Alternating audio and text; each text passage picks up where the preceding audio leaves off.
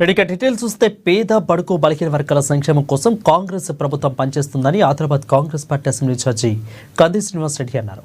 పేదల వైద్య ఖర్చుల నిమిత్తం ముఖ్యమంత్రి సహాయక నిధి నుంచి వచ్చిన చెక్కులను ఆయన లబ్ధిదారులకు అందజేశారు.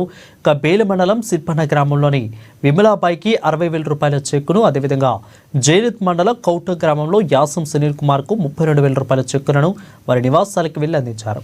ఇక సీఎంఆర్ఎఫ్ సహాయకం కోసం తన క్యాంపు కార్యాలయంలో ప్రత్యేక కౌంటర్ ఏర్పాటు చేశామని, ఆసుపత్రిలో డబ్బులు పెట్టి వైద్యం చేయించుకున్న వారికి ముఖ్యమంత్రి సహాయక నిధి నుండి ఆర్థిక సహాయం కోసం దరఖాస్తు పెట్టుకోవచ్చని అన్నారు.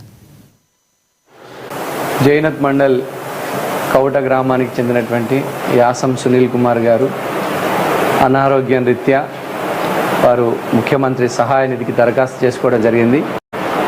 వారికి సహాయంగా ముఖ్యమంత్రి సహాయ నిధి నుంచి 32,000 రూపాయల చెక్కు పంపించడం జరిగింది. వారి కుటుంబానికి మంచి జరగాలని సునీల్ కుమార్ గారు, వారి తల్లిదండ్రులు వాళ్ళందరికీ ఆయురారోగ్యాలతో ఉండాలని కాంగ్రెస్ పార్టీ తరఫున ముఖ్యమంత్రి గారి తరఫున వారి ఇంటికే చెక్కు తెచ్చిచ్చి ముఖ్యమంత్రి గారి యొక్క మెసేజ్ను, వారి యొక్క విన్నపాన్ని వీరికి తెలియజేయడం జరిగింది. తప్పకుండా కాంగ్రెస్ పార్టీ, కాంగ్రెస్ ప్రభుత్వం గరీబోళ్ళ కోసం, పేదల కోసం నిరంతరం సేవ చేయడానికి సిద్ధంగా ఉంది.